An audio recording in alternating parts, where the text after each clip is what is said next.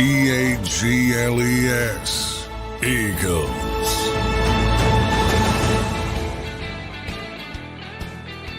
Welcome in, everybody, to a special night edition of Birds 365 here Tuesday night, August 6th, day 9 of training camp officially in the books. After today, as Johnny Mac said before we came on the air tonight, a hot one today down at the NovaCare Complex, 98-minute long practice. Johnny Mac, the depth chart came out, 9th practice in the heat. A lot to talk about tonight on this Tuesday edition of Birds 365. How you doing, sir? Doing well. Big day for me, the Eagles depth chart. I'm very excited by it. Way too excited. You were fired up pre-show, Johnny Mac. I haven't seen that in a little bit. Only because they finally changed the depth chart to explain how they play defense. So by that, I mean the nonsensical, who anybody who watches this show, 3-4 versus 4-3 bullshit can finally be buried. There are 2 edge players, 3 interior players listed for their 5-man front, 2 linebackers, and then the defensive backfield with the nickel. So I'm very excited. The Eagles have finally done it. When I saw the word edge on the depth chart, I was thrilled to no end. Johnny Mac fired up about the depth chart coming out. If you remember, as John talks about the 4-3 and the 3-4, we had a tremendous breakdown over the summer on what John meant, or what the defense means, how it's not a 4-3 or a 3-4, and there's a lot more nuance to it than that. If you haven't caught that, I highly recommend searching YouTube after the show for John McMullen's masterclass, because that was tremendous. But, you know, when you say that, it brings me back to that conversation. Before we get into day 9, then, John, let's start on the depth chart. What stood out on the depth chart to you outside of the 5 linemen listed? Well, outside, that's the best part, because I consider that a win to finally. They've been playing this way for 4 years. This will be the 4th year. So to finally have something that identifies it properly, I think that'll help a lot of people. But beyond that, yeah, I mean, I always, it's put together by the Eagles PR department, not the coaching staff. So it's not set in stone when it comes to guys and where they are on the depth chart. But there were some strange slash sort of battles. College teams do that a lot when guys are running neck and neck. You'll see the slash on their depth charts. The Eagles used a slash at middle linebacker between Devin White and Nakobe Dean, which has not been the case in training camp. Devin's taken every single first team rep to start practice. Zach Bond, same thing at will linebacker, with Jeremiah Trotter Jr., which was that one's flat out strange. Yeah. Because Nakobe's taken a bunch of first team reps and he mixes in. Trott has gotten a few, but not many. And Zach Bond's gotten a ton. So why that's a slash, I have no idea. And then Isaiah Rodgers at right corner with Kaylee Ringo. That also is a slash, but it seems certainly over recent days, Rodgers has taken a lead there. Avonte Maddox is still the first team slot, according to the depth chart, whereas Quinyon Mitchell has seemingly overtaken him. They still have Quinyon Mitchell as the backup to Darius Slay at left corner. So there's some things you look at and you go, Tyler Steen's still the right guard. Yes. Now he was back working some second team team drills. Mekhi Becton was with the first team. So I think that's kind of shifted a little bit. Paris Campbell still leading in the slot as the third receiver. But he's been out for a couple of days with a groin injury, and who knows how long that's going to linger. And it seems like everybody from Nick Sirianni to Aaron Moorhead to Kellen Moore today have started to talk about piecemealing that third receiver role. If you need a a true slot receiver, maybe it's Britton Covey. If you need a red zone threat, maybe it's Johnny Wilson. If you need somebody to stretch the field, maybe it's John Ross. If you need yards after catch, maybe it's Paris Campbell when he gets healthy again. But they're starting to talk about piecemealing it. And so those were the interesting takeaways from where I saw it. Everything else is as expected or where you would think it would be. But the linebackers specifically, Yeah, I there's been no we talk about that back and forth that was going on between Isaiah Rodgers and Kaylee Ringo. It's now 6-3 Rodgers, so he's starting to take a pretty significant lead. White and Vaughn have been there all 9 practices as the starting. Yeah, and they got them split. I mean, why? Yeah, I don't know. Maybe I'll talk. And the other thing that's interesting about the linebackers when I'm looking at the depth chart is, so technically the way the Eagles listed here, now maybe that's technically, it might not be exactly how it is, but technically Devin White would be the one keeping Nakobe Dean off the field, not Zach Bond. Is that right, or is that just how it's listed? Yeah, well, I mean, it's interchangeable in that both Bick and Bobby King have mentioned that the inside linebackers coach, they want the guys to be interchangeable. So often when Nakobe takes first team reps, they're with Devin White in place of Zach Bond. So he's capable. That's hard to do. Again, it's done by the PR department. They're not going to list, Quinyon Mitchell. They listed him at left corner essentially. They don't designate it at left corner, but that's where Darius plays. That's where Slay plays. And that's where they put his position. Well, he's played there as the backup to Slay. He's played nickel. He's played dime. He's played right corner. So you're not going to put him at all 4 of those positions. They don't obviously even designate a dime player. So it is what it is, but it gives you sort of a template of where guys are for the most part. But yeah, the linebackers were by far the most interesting. And I've said it, maybe they listen to this show too much because I've said it pretty consistently. The difference between Devin White and Zach Bond and Ben Van Sumer and Oren Burks, if he ever gets on the field again, is minimal. And Nakobe and Trot in between, it's minimal.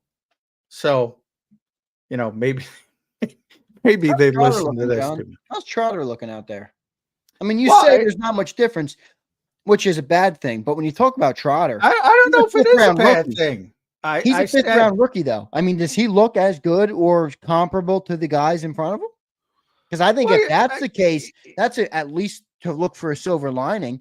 That's good to hear on Jeremiah Trotter Jr. Well, from my standpoint, he hasn't played enough to say he can play at the level of Devin White and Zach Bond. But my presumption is that if you were forced to play him, it wouldn't be that different. So that's when I say that, that's what I'm talking about.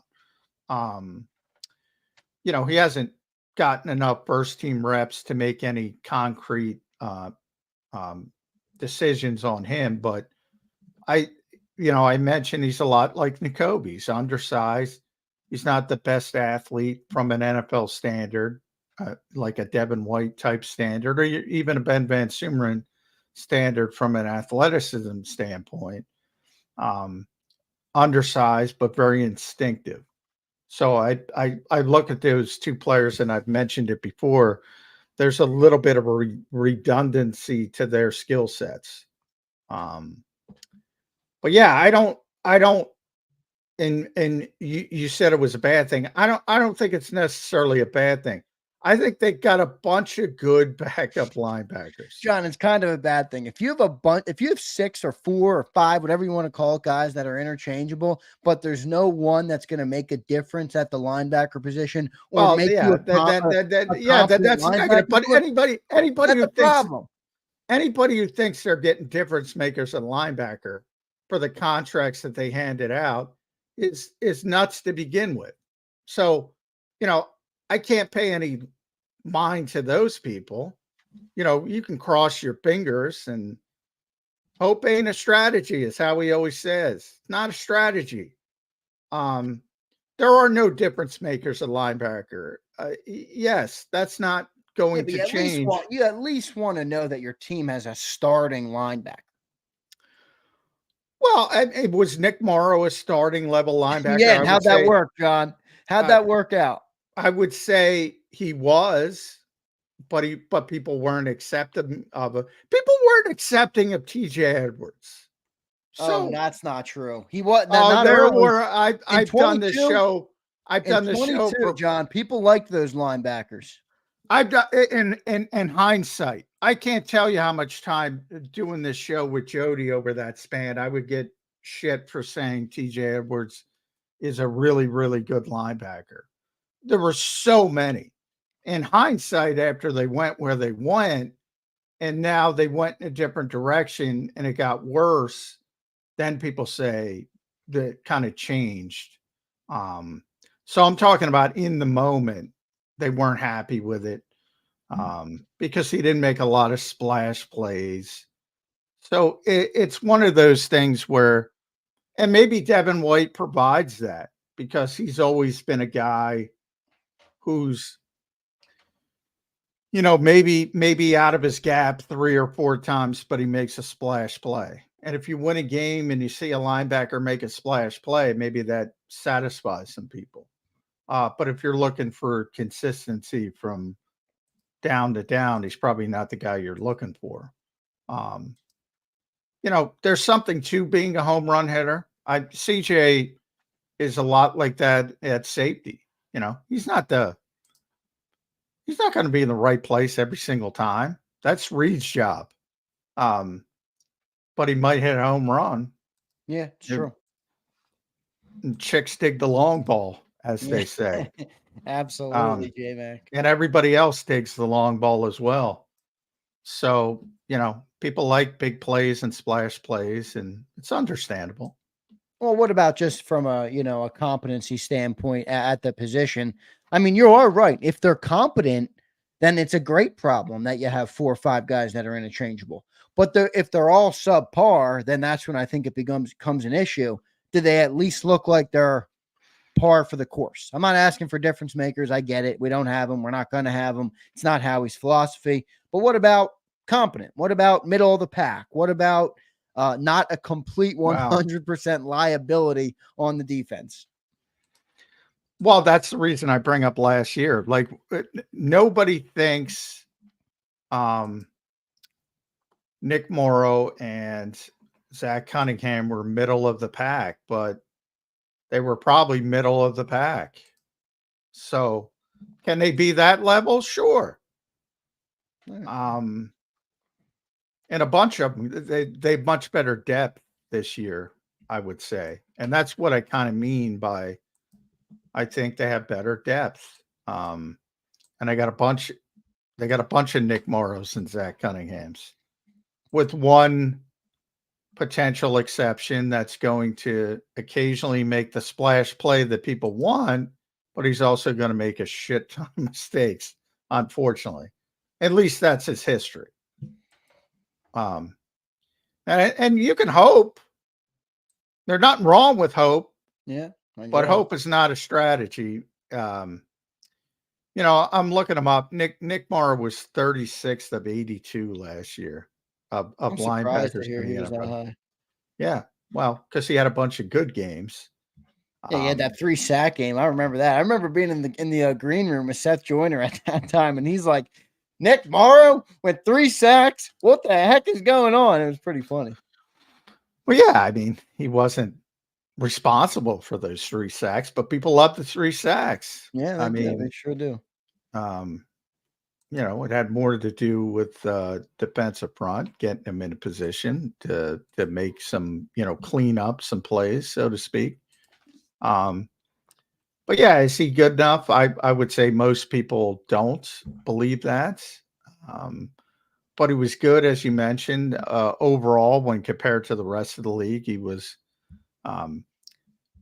was a good run defender, was a good pass rusher, was pretty poor in coverage.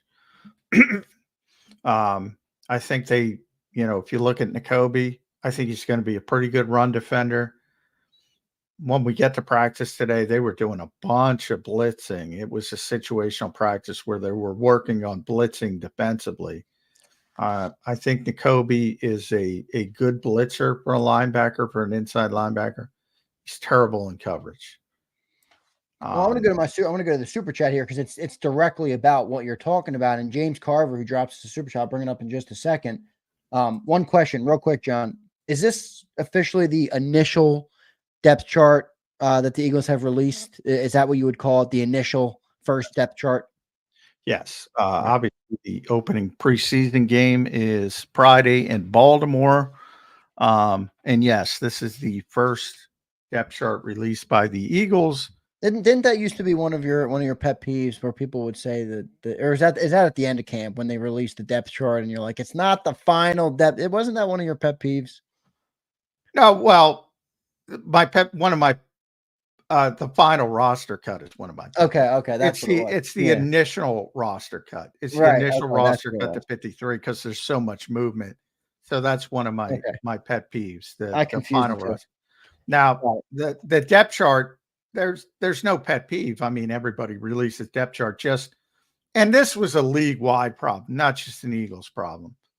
They kept a standard template for so long, which was 4-3 or 3-4. And I've always thought that created a lot of, lack of whatever you want to call it. Yeah, lack of understanding. Yeah, 100%. Lack of understanding.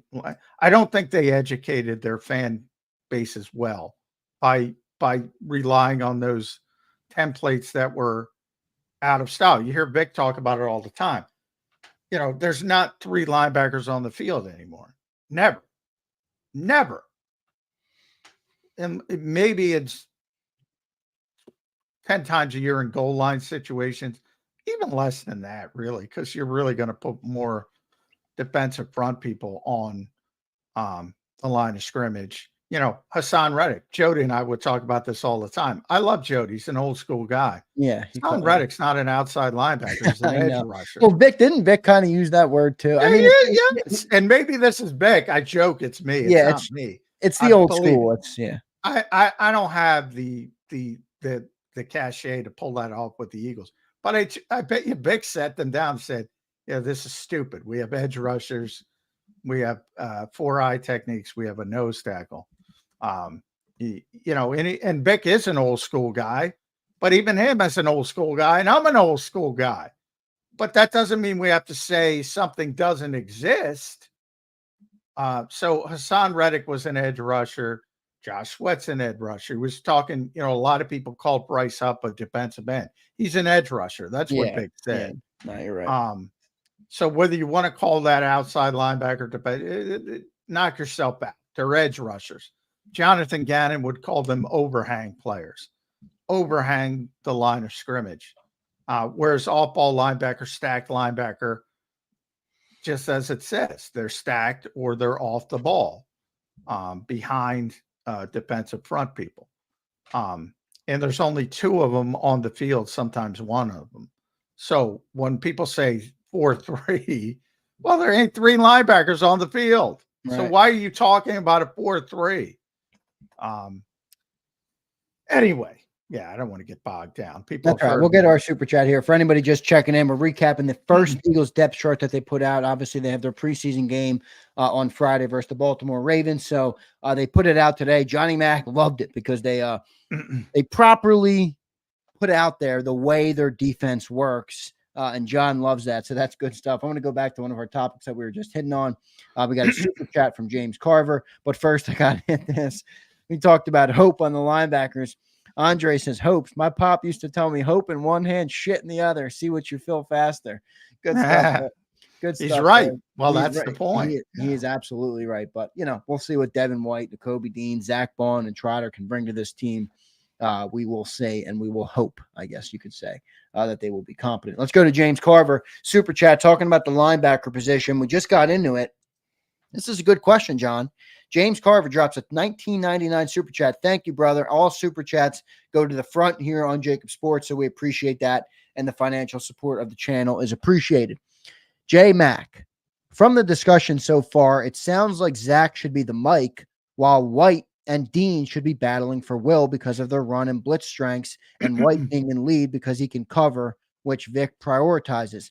It's kind of a good point. I mean, if you said, we talked about this morning on our football 24/7, where Bond has kind of been the best coverage linebacker.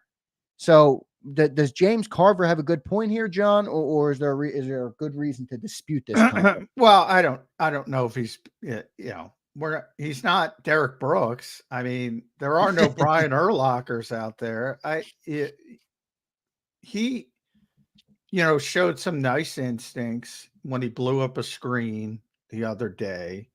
But I mean, when it comes down the field, at carrying a tight end deep down the field, yeah, I don't know if he can do that. He's been an edge rusher. The Eagles are turning him into an off-ball linebacker.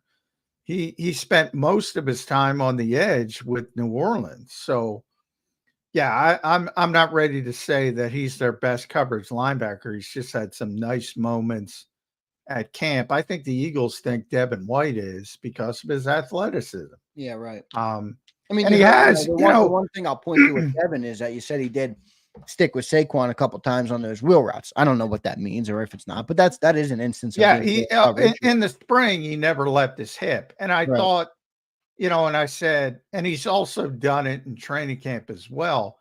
But again, you have to be careful with practice because, and even in a game, maybe the design of the play is just for Saquon to take Devin White out of, and he's not trying to ramp up and trying to get, because he might be the fourth or fifth option in the passing game.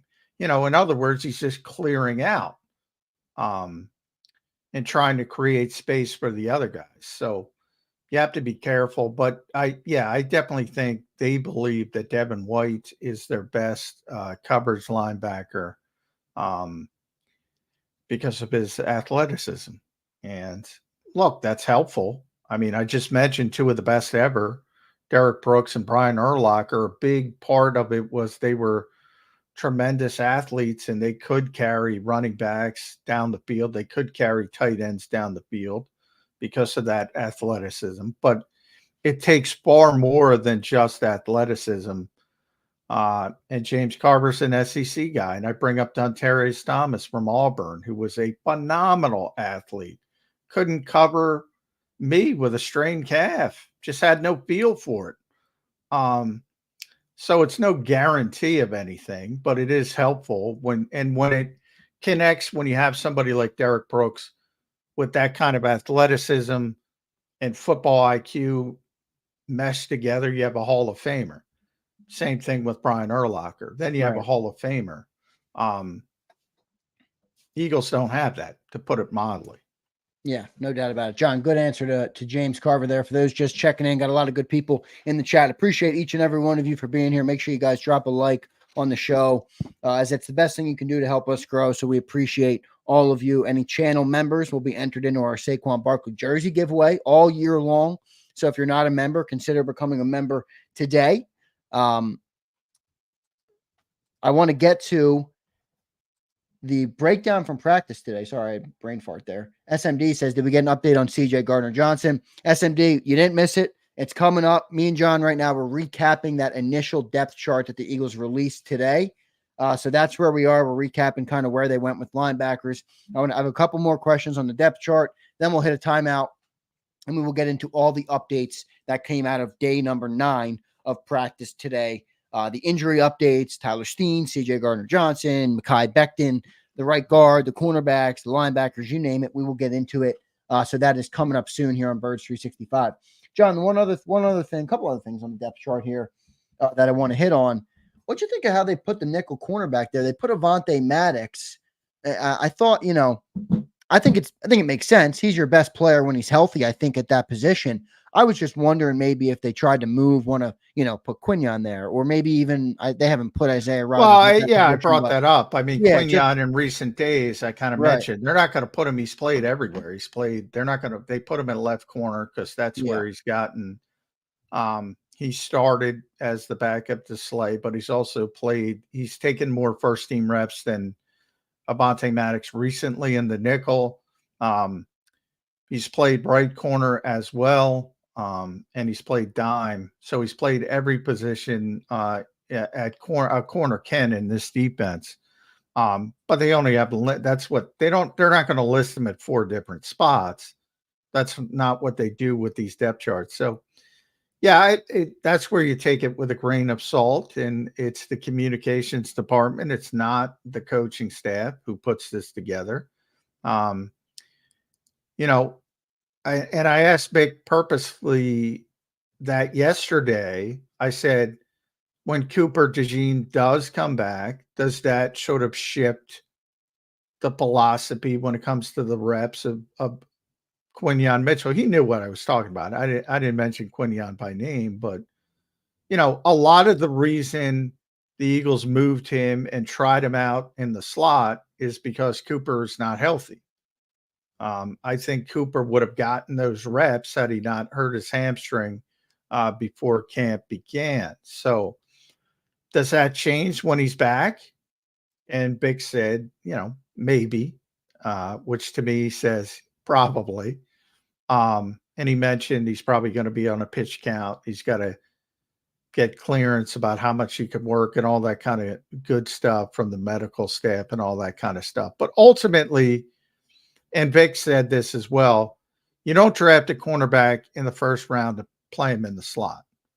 Ultimately, Quinion Mitchell is going to play outside. It's just a matter of when. And when they get to it, it seems like they want to get their best 3. What they think their best 3 is on the field against Green Bay, which is a very explosive team, tremendous offense, rising young quarterback. They got a boatload of young receivers who are all playmakers. And they want to get their best players on the field. I've said I would play Quinion outside. And that's the way I would go. To me, it would be easy on week 1. To me, it would be Slay and Mitchell outside and Avonte in the slot. And then you make do to when Cooper is ready, whenever that might be, whatever he's sped up to get him on the field.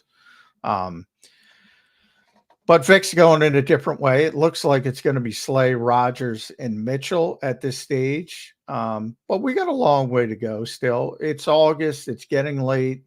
Preseason starts. You're probably going to have more injuries, unfortunately. A lot of things can happen. But right now, if the game was this weekend, instead of Baltimore in the preseason, it would be Slay and Rodgers outside. Mitchell would be the slot corner, but long way to go. What do you think then of Avonte Maddox at the slot? And look, I get it. I like Avonte, but here's what I would say. I think that, might throw people for a loop, even people who've been watching this show all summer long. Crawley checks in and he says, I find it hard to believe Maddox is starting in the slot. And I think the reason Crawley would say that would be, John, we've talked about the cornerbacks maybe more than every position group on this team for the last 8, 9, 10 weeks since the NFL draft. We haven't mentioned Avonte Maddox that much. And now he's going to be Well, he's been playing mostly safety ever since. Right. And that's what I mean. Now he's at the slot. Do you like that move? Do you think that's the right move to put Avonte Maddox at the slot? Well, nobody's saying they made that move. No, I know, but I'm just saying, that's where they slotted. I mean, I'm saying if I were starting week 1 and I didn't have Cooper DeJean available for, reasons, that's the way I would go, because he knows how to play the position. He's a veteran. He's savvy. If he's healthy, he's a good player.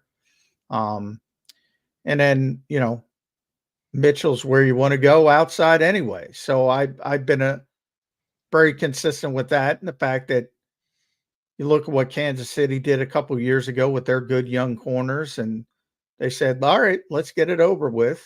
Let's get the hiccups over. Let's throw him in the deep end of the pool, and maybe he got something really special by the second half of the season, which is kind of what happened to them.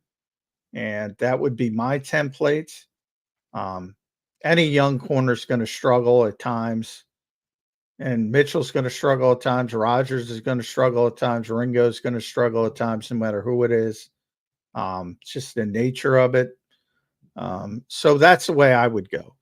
And, it was interesting that Bick it's not interesting that Bick is honest, because he's always honest. And he said, look, you don't take a cornerback in the first round to not have him play corner. But what he meant by that is, in the coach's mind, there are two different positions. There's cornerback, which is outside cornerback, and there's slot. And the fact that he's versatile enough to play the slot is great, but he's going to be playing corner outside the numbers. So let's go. Let's get it started from my perspective. Yeah, so we'll see what ends up happening there. The Maddox thing, I think, is just interesting. I don't know. Quignon's been playing a lot of slot. There's been other people rotating there. I'm not sure if they've looked better than Avante has. It doesn't sound like you've got much of a sample size of Avante Maddox. No, he's played the first. I mean, I have to go back. We've gotten so deep. The first 3 days, I would say, Avante was taking all the first team reps at slot. So has he looked better than the potential other players like Quinyon Mitchell, who's played in the slot as well?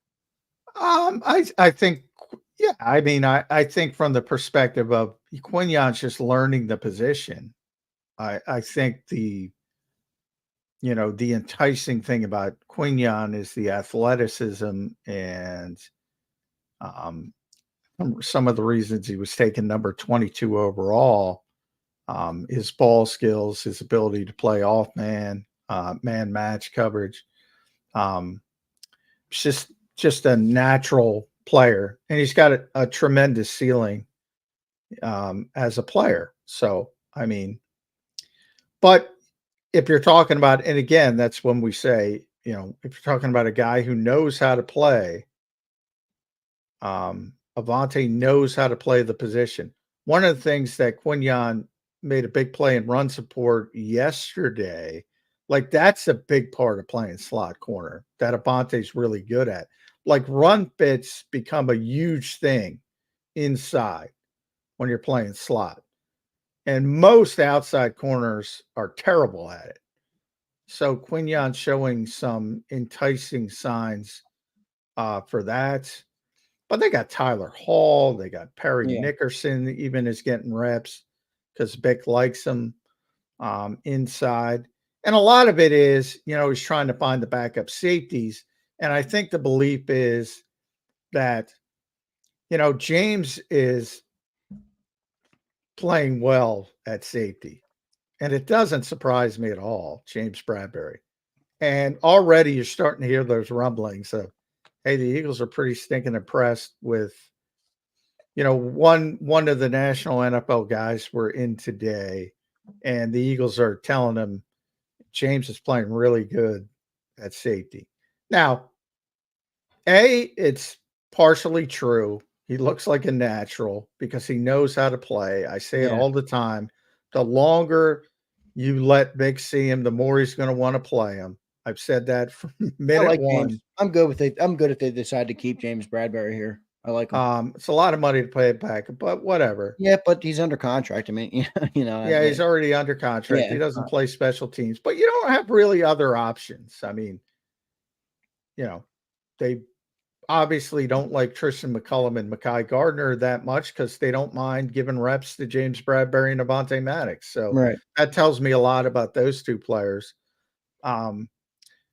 But, part of that might be they're trying to pump up Bradbury to trade him as well. So you have to throw that into the equation.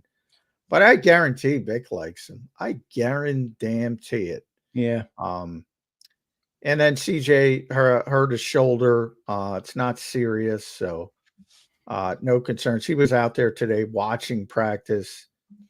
Funny moment, Nick Sirianni had the bullhorn yelling out situations, and his daughter was there and he's trying to get her attention. So he used the bullhorn and she wouldn't pay attention. And then CJ grabbed it to try to get her attention. So he's fine, but he didn't practice today.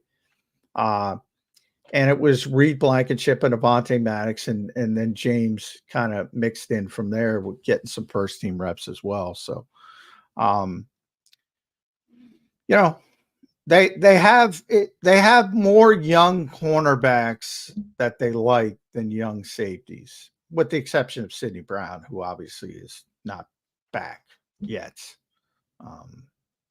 but will be back relatively early in the season. So you have to factor that in as well.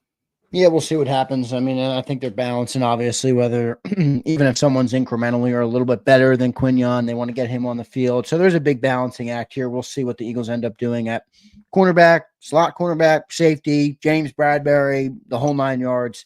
We'll get into all that as the show goes on. I want to welcome everybody in. A lot of good people in here. Cody K checking in. What's up, Cody? Appreciate you being there, brother. Richard Nutt checks in. Jack Straw. A bunch of people in here. JM, I see you in here, brother. Appreciate everybody being in here right now. Kyle Kokorski's in here. Regal Eagle. A lot of good people. Make sure you guys like the show. Right now, Johnny Mac and I are getting into the first depth chart the Eagles released before their game coming up on Friday. So we have not fully dove into day 9 of training camp yet. We will get there after our first time out. John, any other thing on the depth chart that we must talk about to inform the listeners on Birds 365? Well, Tyler Steen was interesting because he missed just over a week. He was back yesterday. He was back in team drills today, but he was the second team right guard behind Mekhi Becton. So, I've talked about that. It affects it. If you look at the depth chart, Mekhi is listed as the second team right guard, and they signed him to be the swing tackle. So already there's that. Now, also understand when you get down to the 53, then you start cross training. When you get closer, when you start thinking about it. Right now, they got 100 offensive linemen. So, everybody's got a backup. Jordan Mailata, they list Fred Johnson. Well, Fred also plays right tackle. Landon Dickerson, it's Trevor Keegan. He's played right guard as well. Cam Jurgens, it's Matt Hennessy. Brett Toth has been the backup center in recent days with Dylan McMahon. Right now, Matt Hennessy would be the 4th-string center, but he's taken second team right guard snaps at times, sometimes third team. I told you right guard with Tyler Steen, Mekhi Becton. Right tackle, they list Darian Kennard. Fred, Lane Johnson was back at practice and team drills today. He didn't do team drills on Monday. He just did individual work. And Fred Johnson stood in, not Darian Kennard. So, again, this is not etched in stone. It is done by the PR department, not the coaching staff. So it's not perfect, but it's a good indication of where players at certain positions are. Johnny Wilson is A.J. Brown's backup. He has made that leap which early is in camp. We've been looking for the guy who, look, you never want to talk about injuries, but we've talked about the Grand Canyon type of drop, and if one of those guys goes down. So I'm not saying Johnny Wilson's anything close, but maybe you found at least your option on the outside as a backup wide receiver, which is a positive thing. Whether he's, how good he is still up to be, left to be determined. But yeah, well, I mean, that has more. Yeah. The Grand Canyon drop there, like that's an interesting dichotomy. We talked about the linebackers. So if you want to say Devin White is number 1 and Warren Burks now because of the injury is number 6, that's like a hole in the backyard. AJ to Johnny Wilson is still the Grand Canyon. It's just, maybe not the deepest part of the It's Grand like a Canyon step stool anymore. at the bottom. It's like a Yeah. step stool at the bottom Yeah. of the Grand Maybe Canyon. not the deepest part, maybe not quite, but yeah, it's still pretty huge. But that has a lot to do with how great AJ and Devontae are. You don't have a great player at linebacker. Yeah, good stuff, Johnny Mac. Good breakdown of the initial depth chart here. We'll see how it changes. This isn't set in stone, everybody, so no need to overreact about anything. Just interesting to see how the Eagles view players in certain spots, you know, what they think of certain guys, and you get a little bit of a look inside of that when this comes out. So good stuff there. We're going to take our first commercial break. Coming up, we're going to dive into day 9, practice day 9. I see James Dogwin checks in. What's the update on DeJean and Sidney Brown? A couple questions on CJ Gardner-Johnson. We're going to get all the injury updates. We're going to get the day 9 updates. We're going to talk offense. We're going to talk defense. We're going to do it all next on Birds 365. Thank you all for being here tonight. A nighttime edition of Birds 365. A lot of good viewers in here tonight. Make sure you guys smash that like button. We'll be right back on Birds 365. If you missed any of today's show on the JAKIB Media channel, listen to the podcast on your way home. Available on YouTube, Apple, and Spotify.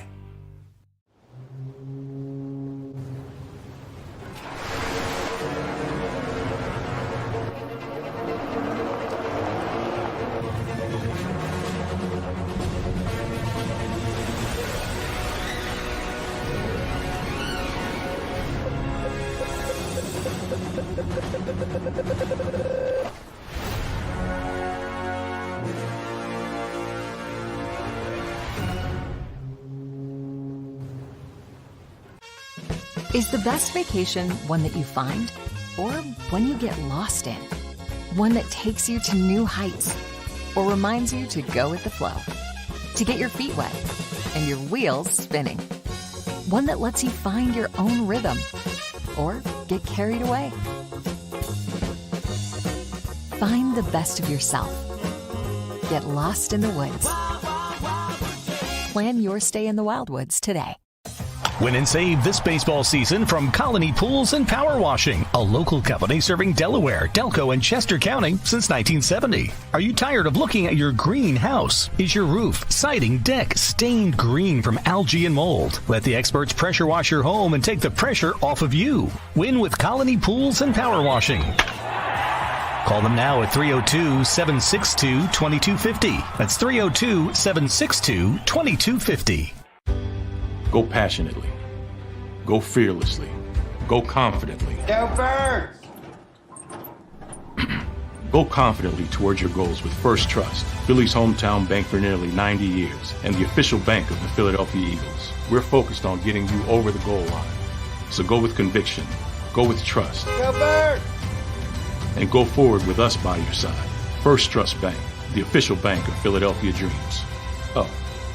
And go Birds.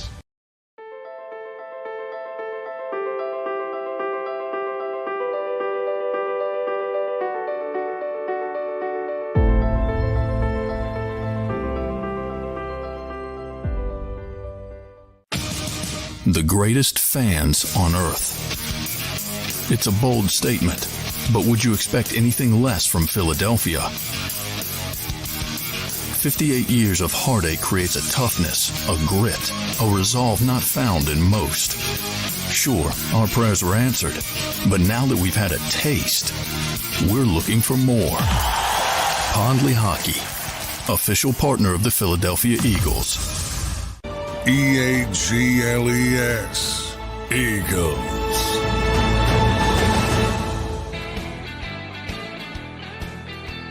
Welcome back in, everybody, to a Tuesday nightcap edition of Birds 365 here after day 9 of training camp practice in the books. Moving right along here, Johnny Mac. August 6th, man. We are just a couple days out now from the first preseason game. It's like we're a month away from week 1. Man. Yeah, right. The 6th and the September 6th, the Eagles will kick off in Sao Paulo, Brazil. By the way, real quick before we get into day 9, did you see that little clip from the GM of the Packers? He sounded like Johnny Mac with a different voice. Yeah, well, I don't know why anybody would push back. That's just a terrible. This is a terrible situation for the Eagles. Yeah. Obviously, if they win, it doesn't matter. But you're giving up a home game against a team that's projected to be one of the significant formidable team, in the NFC. Yeah. It's terrible. It should have been Cleveland. Jeffrey Lewis should have fought for that, which Cleveland's a very good team. But again, AFC team, it's not going to affect you in tiebreakers. I'm just saying, if you're down the road and you're losing out on a tiebreaker because Green Bay beat you in Brazil, they didn't have to beat you in Philadelphia. That sucks for the Eagles and Eagles fans, to be honest, because that's a home game. And you just saw Brian Gutekunst say, all right, well, at least we don't have to go to Philly. Better than Nobody the wants to go to Brazil, but at least we don't have to go to Philly. Yeah, I mean, yeah, you're right about that. I just thought it was interesting. I wanted to bring that up on the show because you're one of the first guys who was like, "Yep, this sucks. If you're an Eagle fan, this sucks, and if you're the Eagles, it sucks." So I thought that was interesting to hear the GM echo your sentiments. John, let's get into training camp practice today. Day number 9 in the books.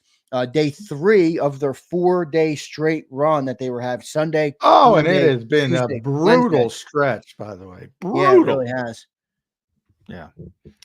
It was incredibly hot today, but they scaled back. They had a yellow practice today, so it wasn't full bore, so to speak. So they did wear pads. I thought that was interesting. So, that part of it, they were out there in that kind of heat, and John Ross had to leave a little bit early. I think it was heat related. And believe me when I tell you, it was hot on what day are we? Tuesday. Yeah, It was Tuesday. hot Monday, but it was really bad today. I think the humidity was a lot worse. It's just one of those days at training camp in the NFL. But when it comes to those injuries, Cam Jurgens was back, so I talked about that yesterday. But he was limited, described as an illness. So I said, you can't be, it might have been the heat on Monday. They've had some kind of illness going around. A bunch of players have gotten it over the past couple of days. So, but Cam was back. CJ hurt his shoulder. He had a good rep against Dallas Goedert in one-on-ones on Monday. Was celebrating, but he did hurt his shoulder on the play. So I'm told it's not serious. So that's my understanding. There's no concern. And he was out there watching practice, and he was his usual jovial self. And that's why I brought up that moment with Nick at practice. And I saw somebody say Nick's always, yeah, come on, he's talking to his daughter. He's not trying to look for attention. Some people are just outrageous. These days are long, and they're brutal, like I said. So, he's trying to have a little fun with his daughter at practice. It's not a big deal. But I brought that up because of CJ. And he was out there watching practice. He's not going to be out long. So he should be fine. Tyler Steen was back, as I said. He was back doing individual drills on Monday. Today was in team drills for the first time since he sprained his ankle. But he was second team to Mekhi Becton. So, is that concrete that Mekhi has gone ahead of him? No, maybe he's still, working his way back. And I mentioned the depth chart. I still think, it would have been preferable for him to seize the job, but he certainly hasn't seized the job. And if Mekhi's the best way, but that affects your backup swing tackle plan as well. Paris Campbell's out with a groin, so that's kind of opened the door for Britton Covey and Johnny Wilson and Ross to get more first-team reps. And the Eagles seem to be talking about piecemealing that wide receiver 3 position now. Everybody seems on board with that. Mekhi Gardner's still out with a hamstring. Oren Burks and Brandon Smith are both. Oren Burks got hurt day 1 and hasn't been back. So, I mean, that's going to be anything from Shaq Quarterman today or no? Well, yeah, I mean, Shaq's here. He played Mike linebacker a little bit with the third team, so he was out there a little bit, but he's here because Burks is hurt and Smith is hurt. Brandon Smith is hurt as well. So you're down 2 linebackers. And those are the guys who missed. Cam was limited, as I mentioned. Tyler was listed. Tyler Steen was listed as limited.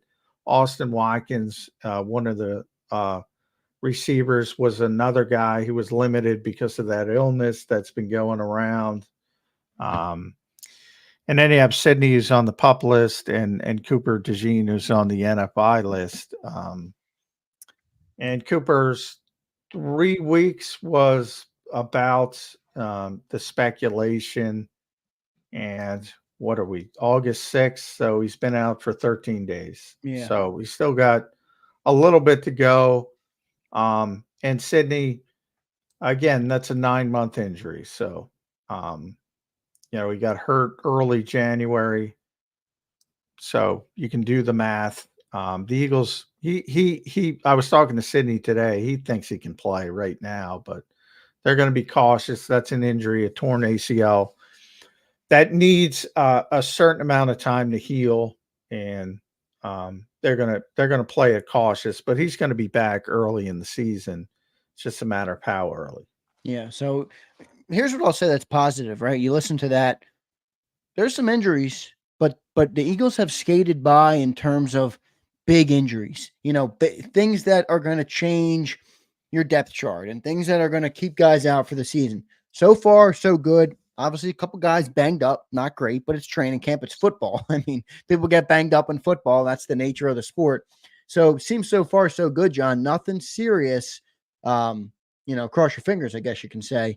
God forbid, you don't want anybody to get hurt, but that's going to happen in football. So, so far so good, though, I would say, in terms of just not having anything serious or overwhelmingly concerning where you're going to go out and sign somebody to replace them, which is a good thing. I think 9 did. No, and some of the guys like Shaq, I mean, that's what happens in training camps, not just in Philadelphia, but all around the NFL. If you have an injury or two at a particular position, and currently the Eagles are a little bit light at linebacker because Oren Burks and Brandon Smith are out. You got to bring in somebody to take some reps, take some third-team reps to play a little bit of preseason football. Now the preseason football's ramping up. So, I mean, but that happens everywhere. And it'll probably happen,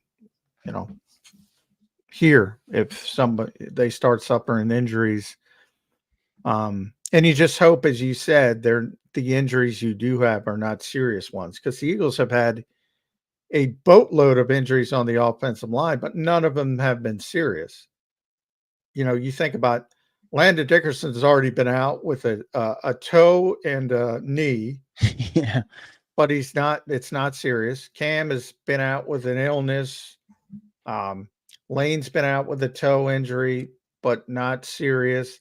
Tyler missed a week with an ankle injury. Brett Toth missed the start of camp with a hamstring injury. So a bunch of injuries on the offensive line. And sometimes because of the day and who was in and who wasn't in, things have looked shaky. But if you get to week 1 and it's Jordan Mailata, Landon Dickerson, Cam Jurgens, insert name at right guard, and Lane Johnson, you're going to be pretty damn good on the offensive line. All these toes, Johnny. On the toes happening. Well, Landon lacerated his toe. He stepped on a rock in his backyard. So that's just one of those cutting things. The lawn. He was out there cutting the lawn. He had to jump off the mower. Well, put on some shoes, Landon, but then you'll stop yourself from lacerating. Lane, don't know exactly what happened. I assume it was turf toe-ish, but he's out there. So Lane plays through everything. That dude's playing through torn adductor muscles. I know. So. Yeah, Lane Johnson is a beast. He's gonna play through a toe, and yeah. So as long as it's not serious,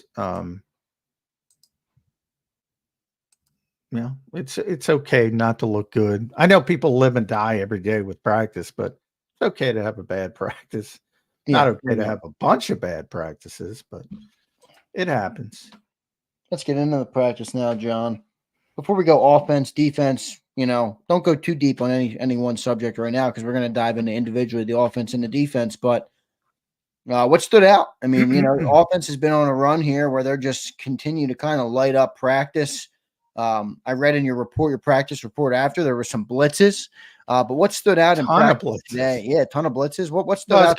It was kind of a little bit of a boring practice for those who. Yeah, it was a yellow, right? So for those who don't know, yellow is So they were working on certain things and the offense was working on the running game. So that's a little bit, you don't see as many passes. So it gets a little bit more boring. And the defense was working on a lot of blitzes, which, if you woke up and got to go to Eagles practice today, you'd probably be, oh, they're going to blitz all over the place. No, they're not. They're just working on it. Because it was blitz day, and that's sort of what training camp is. You work on these incremental things, and you take certain days and certain periods and say, we're going to work on this. So they had a lot of linebacker blitzes today, a lot of slot corner blitzes today.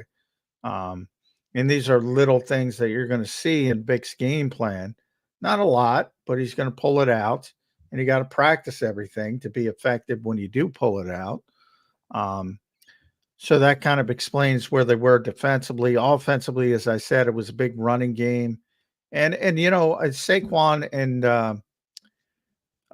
Kenny Gainwell looked really good, really explosive running the football. So that was certainly a positive. Will Shipley had a couple bad days in a row, which is a little bit disappointing. He's been up and down. Maybe it shouldn't be a surprise because he's a rookie player, but he struggled a little bit in the spring. He seemed to really hit the ground running in training camp, and he's kind of slowed down a little bit since. They threw out some interesting looks. They had a 22 personnel look, 2 running backs and 2 tight ends on the field at the same time. And that's, you don't see that too often. So, and I think it was Kenny going in motion to sort of be the decoy for Saquon to get the football to him. And Saquon's been the decoy so much. It's good to see them getting him involved where somebody else is being the decoy. And that worked for him. They continue to work on the quarterback running game. So I don't think, people were concerned that, maybe they're not going to utilize Jalen as much running. I don't think that's the case at all. If anything, I think there might be a little bit more judging by practice. Kenny Pickett as well, who's, I think, a better athlete than people realize, but you don't want to see that. Yeah. I think if you're forced to see it, people will be surprised at how good of an athlete he is. And even he has been able to get some interesting things done in the running game. Never mind Jalen Hurts. So I think that's still going to be a part of the Eagles offense. And then AJ and Devontae, man, those are the 2 players, talk about practice game balls or whatever. You can give it to those 2 every single day. They've had tremendous camps. And then the defense in the team drills, a little bit more playmaking. Jalen still hasn't thrown an interception. So we got 9 practices and counting. Hasn't thrown an interception. Tanner McKee threw one today. It's a nice pass breakup by Keely Ringo on Joseph Nada. But more of an understated practice. And as I said, it wasn't the high-octane green practice. A little bit more laid back, a little bit more situational, working on specific things, offense, running game, defense, blitz. I'm not sure how much you want to see Perry Nickerson blitz, but you got to see it today. Some slot cornerback blitz is good stuff on the day 9 of practice. So good stuff there. Good overall recap there from John McMullen. John, let's start with the defense. Last night we started with the offense. We dove into them a lot. You just kind of gave a rundown on the defense, but we're going to dive into each thing individually. Day 9 of practice today. Real quick, explain for the people that don't know. Most people know, I think, by now, but I just want to give you a chance to explain when you say it's a yellow practice, what exactly that means versus what a green practice is, or if there are any other options of Well, what the they could green, do. yeah, the green is sort of as close to game tempo as humanly possible in practice. You're going full bore, lack of a better term. And yellow is more, as I said, laid back, more teaching, more time, more, there's not that sense of urgency. And it's sort of that up and down. It's not a 10-10-10 practice. Andy Reid and Doug Peterson used to run what's called a 10-10-10 practice, where there was a lot of misinformation coming out because a lot of people didn't understand the what they do in those practices, and in those practices, you would have 10 minutes for the offense where the defense was servicing the offense. So almost a scout team look. So they weren't trying to make plays. The offense was working on execution and things like that. And the same thing, then you had 10 minutes for the defense, 10 minutes for special teams, and you continue to roll that way. Yellow practice isn't quite like that, but it's more like that, where it's not, there was one sort of Quinyon Mitchell undercut a throw. I think it was from Kenny Pickett early in practice. And I looked at some of the other writers, and I'm like, it didn't look like Kenny was trying to drive the ball in there. So it's more of a trying to work on specific things rather than full bore competition is how I would describe it. Good stuff there, John. Let's go into the defense. Good breakdown, by the way, of what the practices mean. Let's go into the defense today. We'll start with the defensive line, the most important part of this defense this year. Jalen Carter, Jordan Davis are those two guys. What did you see from the defensive line today at day 9 of camp? Well, there was a lot of pressure because there was a lot of blitzing. So, I mean, obviously the defensive front is part of that as well. So there was a lot. You think that's an exercise they're doing to help the quarterback? Because Nick Fangio is not like a blitzing D corner. I don't imagine he's going to become one. But we've talked a lot about how Jalen needs to get better at it. You think maybe that's part of what? Yeah, I mean, I think it could help both ways, but I don't think it was about helping the quarterback. I think this was about situational defensive preparation. Sorry to cut you off. off. I mean, you can continue. it can help from that perspective as well, and that's the way Kellen Moore's got to look at it when that kind of happens. But yeah, I just say because Vic's history is Vic's history, and he's going to blitz 22, 23% of the time, somewhere in that range. And sometimes it's going to look like a blitz and it's not a blitz. So he's going to drop people. And there might be 4 people rushing, but it might look like a blitz because it might be Devin White or Nakobe Dean, but he drops Bryce Huff or Josh Sweat. And that's, a zone blitz is what it's called, but technically it's not a blitz if only 4 people are blitzing. So again, everything's about labeling, and depending on what your definition is as an individual person, but Vic by and large is not going to blitz, but that doesn't mean, again, he's very good, and his reputation is from a game day play caller. So, when it is 3rd and 13, probably is going to blitz. And he probably is going to get the quarterback to get the football out of his hands quickly to make sure you get off the field. And the Eagles are probably going to be a better 3rd down team. But to do that, you got to practice it. You don't just show up one day and say, all right, we don't care about the blitz, but we got to blitz. Right. So that's why they do these things. And it's, you don't get as many reps as you used to. You can't prepare like you used to, but they have all these periods. And today was that heavy blitz day for the defense. Good stuff there. I think that's maybe some, there's some parts of that that's exciting. Like I said, I don't anticipate Vic Fangio becoming a blitzing coordinator, but you're right. It's good to have it in the arsenal.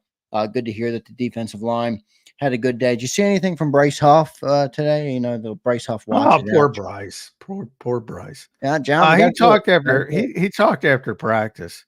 I have no idea where the Bryce Huff and somebody asked about people doubting the edge rushers and doubting him. And he had a good answer for that.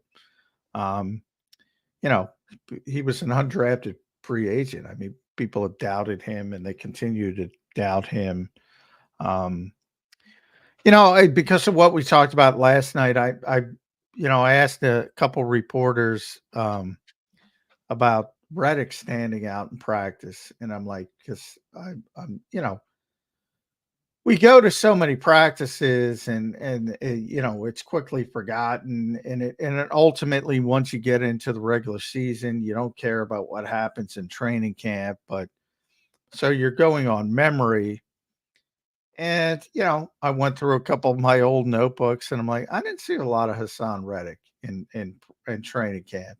A lot. I put asterisks on big plays and things you want to note when you're running down what you saw. And I didn't have a lot of Hassan Reddick. And I asked a bunch of other guys and they said, yeah, you know what? No, he wasn't that explosive. You wouldn't think Hassan Reddick was Hassan Reddick by the way he was at training camp. Right. And I default to it's because he's going against Lane Johnson. Yeah. There's no doubt. I mean, look, you're right. And that's what Bryce Huff is doing. Mainly he flips sides. But again, the other side ain't no picnic either. And he's not taking second team reps. So occasionally, now, if you want to say something negative about him, and I said about Nolan Smith, which is a positive, Nolan Smith does nothing against Lane Johnson. He does nothing by and large against Jordan Mailata. But nobody's doing anything against Lane Johnson. Who are you kidding? Yeah, but Fred Johnson comes in, and all of a sudden you start noticing Nolan Smith a little bit. Right. Now, I haven't seen that at Huff, so I'm not saying, you shouldn't panic. If you want to panic, feel free. I'm not going to tell you what to do. But yeah, I'm not panicked over Bryce Huff. I think he's dropping too much. I think he's in coverage too much. But I mean, that's a problem I have with Vic's scheme in general. That has nothing to do with the Philadelphia Eagles or Bryce Huff or Josh Sweat or Hassan Reddick or anybody else who's going to play. But isn't that where the conversation gets interesting with the three down player? Where look, I get it. I get what you said. Where you're like, you're not paying him to be a 3-down player. You're paying him to get after the quarterback.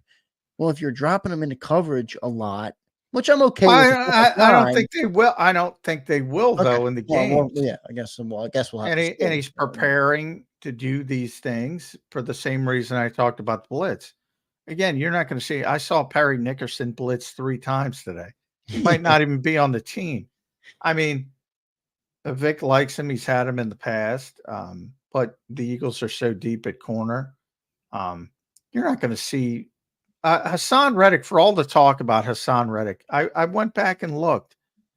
The most he dropped in any game last year was 7 times.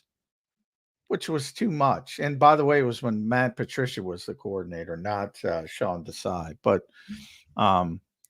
which is too much. But it's not, it's not crazy.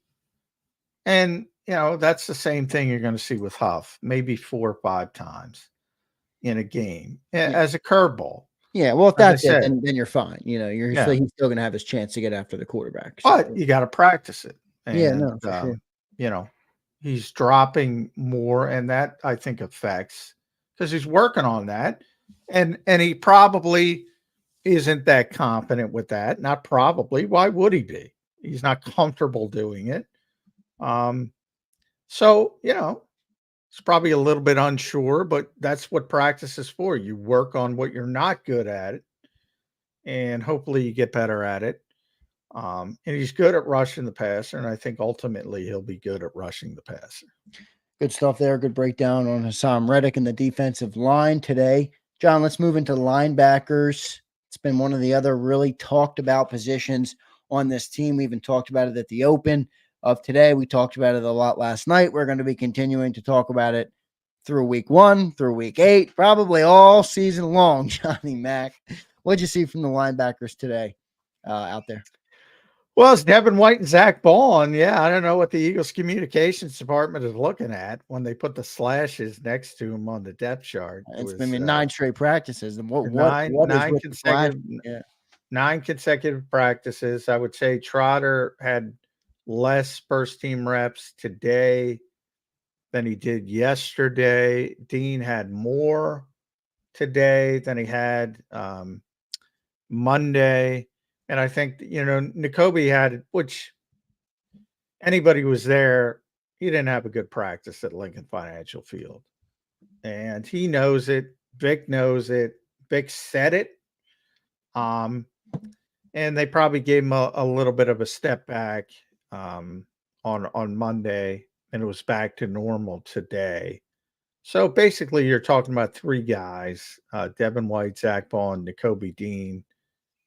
That's who you're going to decide between if everybody's healthy for week 1. And ultimately, I've said from the start, and I'm not wavering, it's going to be Devin and Nakobe together. I think. And I think ultimately Zach's going to settle into the Andrew Van Ginkel role in Miami. For people that know how Vic used him in Miami, he was part edge rusher, part off-ball linebacker, and he was great at it. I don't know if he's going to be able to do that, but Zach's still, the other day when they were doing one-on-one pass rushing one-on-ones with the offensive line, Zach peered off to work on those. So he's still working on that as an edge rusher. So ultimately, those are little hints to me that indicates that Vic is ultimately going to use him in that Van Ginkel role. Now, I don't think he's going to be that player, but I think that's what he's going to try to replicate. And, we'll see how it shakes out. But yeah, it's not a great situation at linebacker. Yeah, we'll see. I know you said you think it's going to be Nakobe. I don't think it is, John. I don't think Nakobe Dean's going to. I mean, if he keeps playing like he's playing in coverage, it's going to be tough to keep him out there. Have you guys talked to Nakobe at all? Yeah. We haven't talked to him since the practice at the link.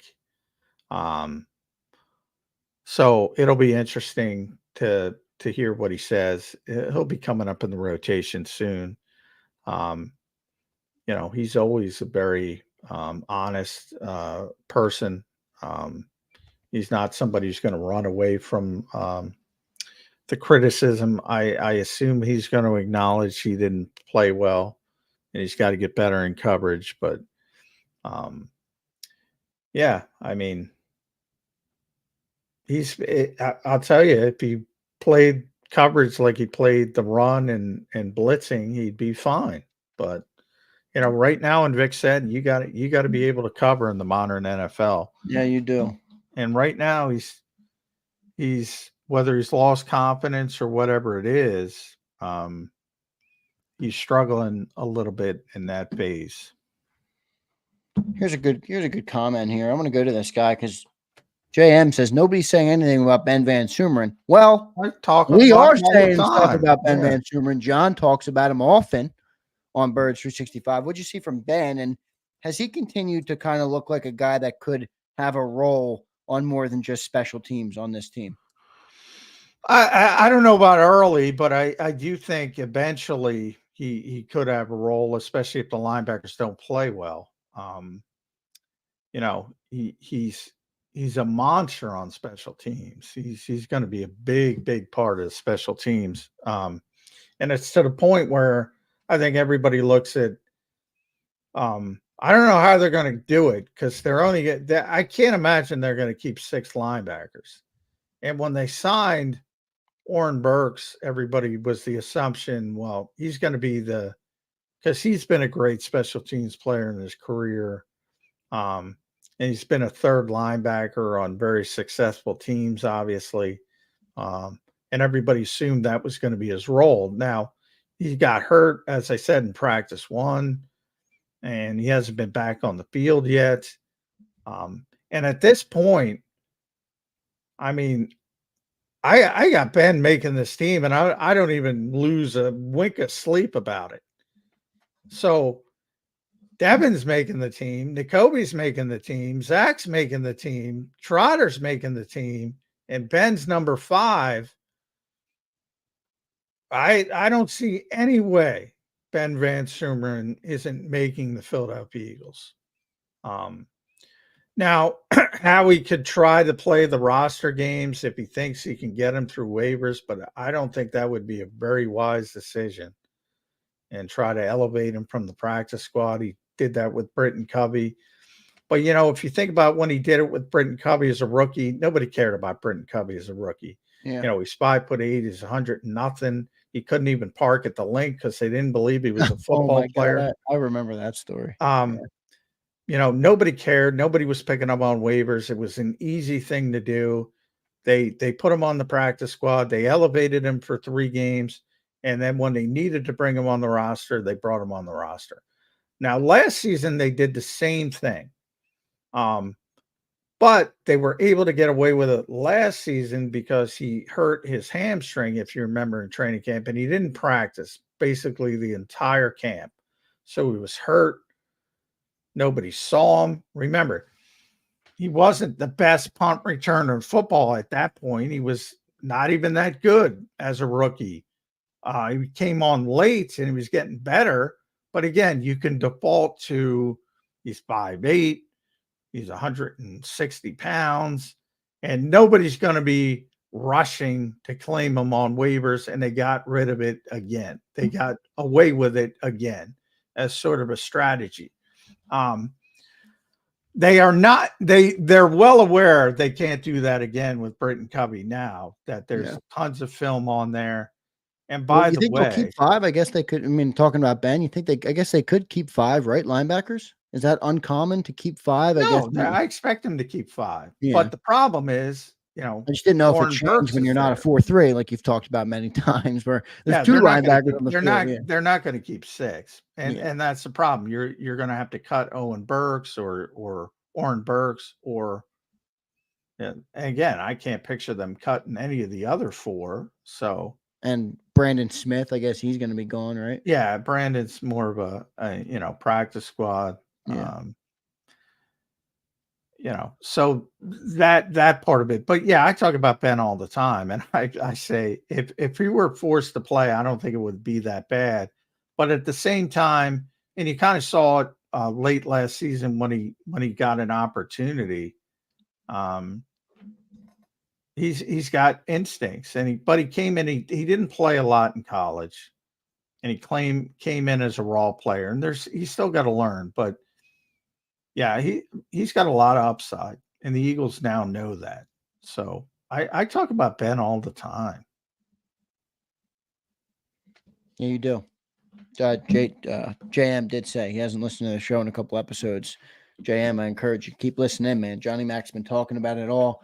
We've gotten to basically every player on this roster. We've talked about him one way or another on this show.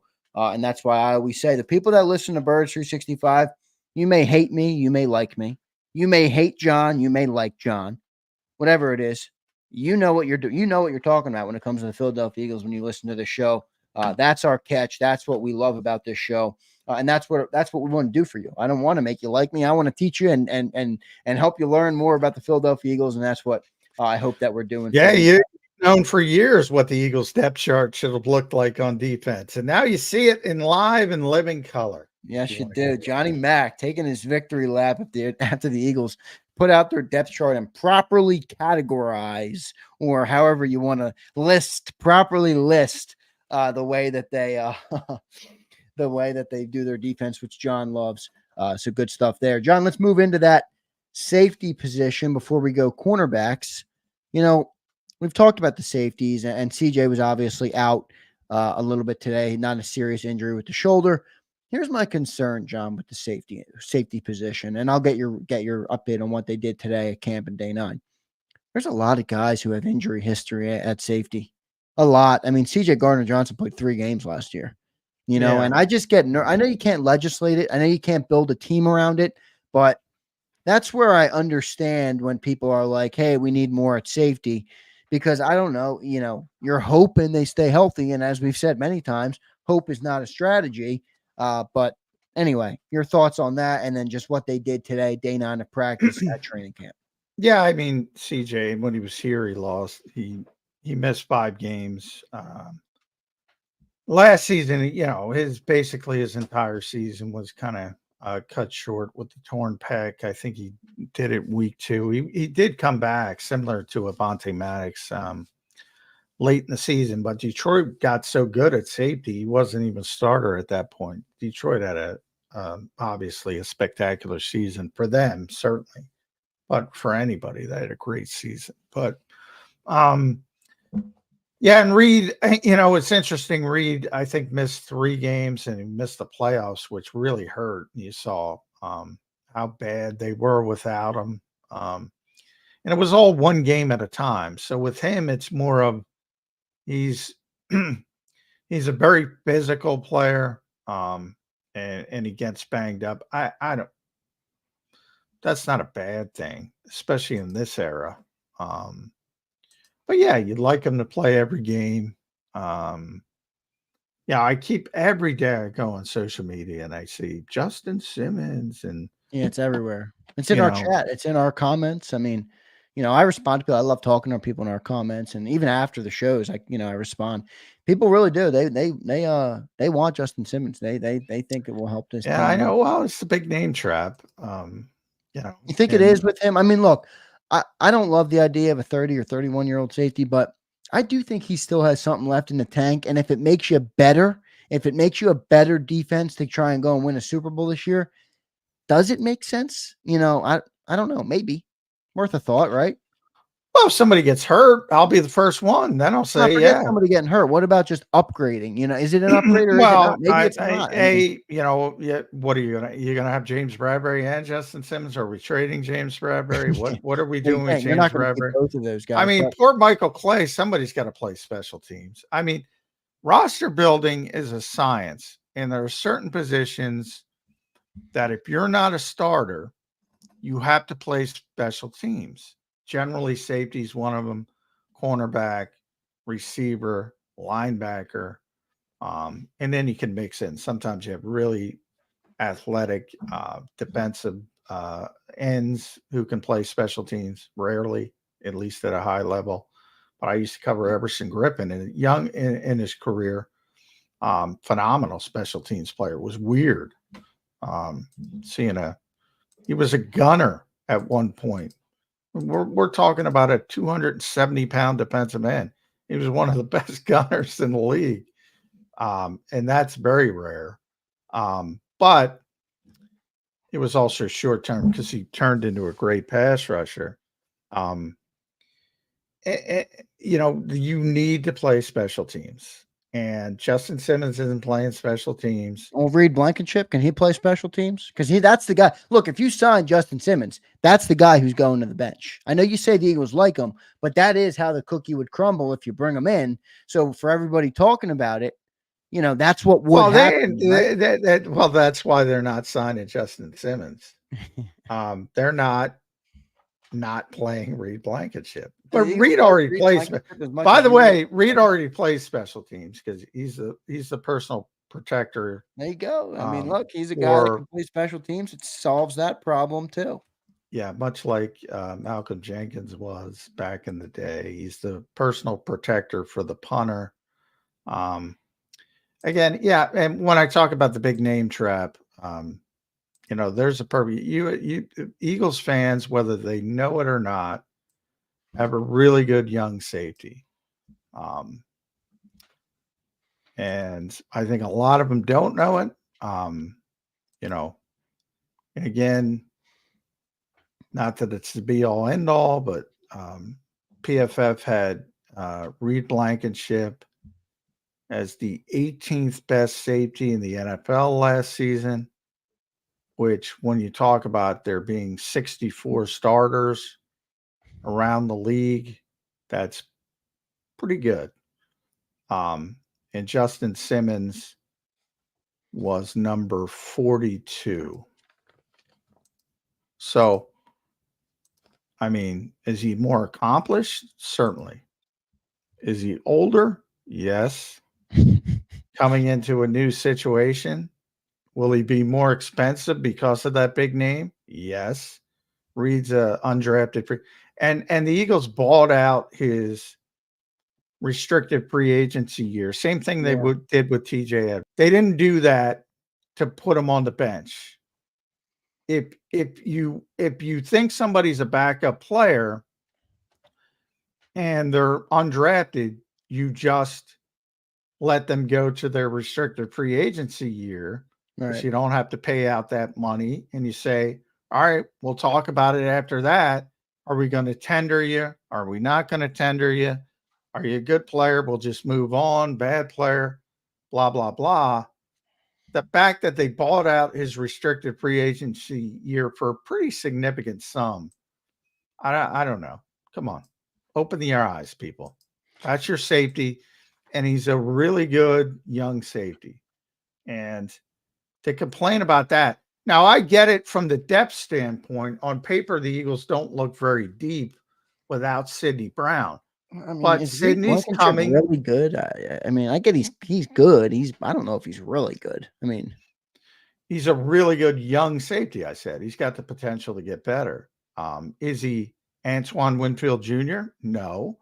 Is he potentially Javon Holland? No. I mean, Is he Xavier McKinney? No. A player the Eagles tried to sign in free agency, and they will see week 1 because he signed with Green Bay. Yeah, you got that's the guy. McKinney. And the best safety in football, I should have mentioned, is you're not going to see him Friday. But actually, I think Winfield's the best. But number 2, and right there in the conversation, is Kyle Hamilton. And he's certainly not going to play. So those are the best safeties. But I got news for you. Justin Simmons ain't those guys either. He was at one point.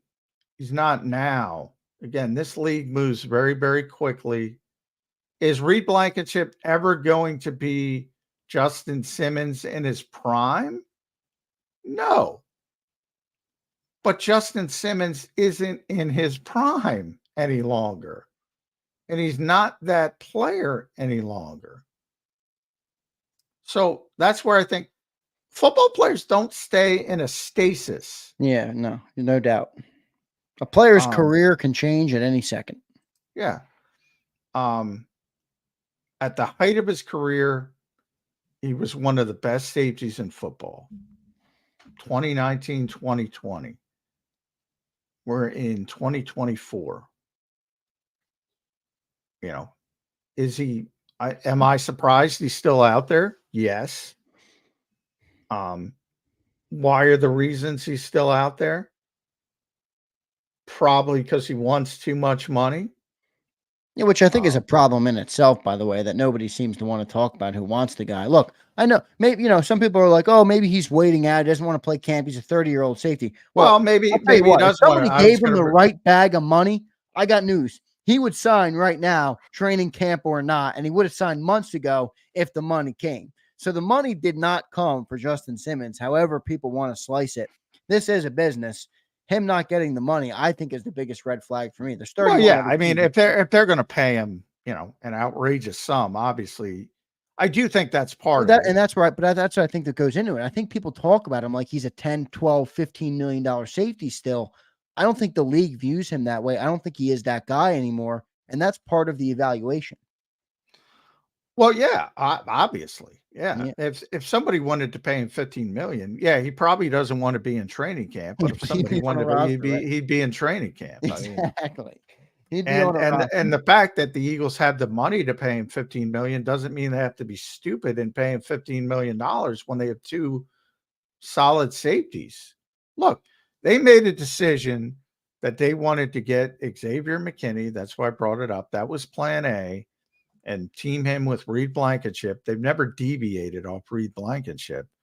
And then when they weren't able to get McKinney and he got priced out, they went back to CJ and were able to get that deal done.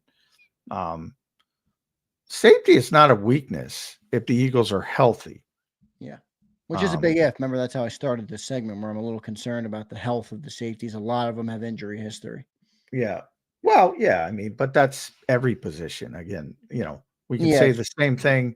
Now, I get what you're saying. You have, Devontae and AJ have been more durable, but you kind of saw when AJ got hurt at the end of last season, it wasn't stinking pretty when they didn't have him in Tampa. If you lose good players, you're in trouble. So yes. But ironically, if they do keep James Bradbury, I think Vic will be very comfortable playing him.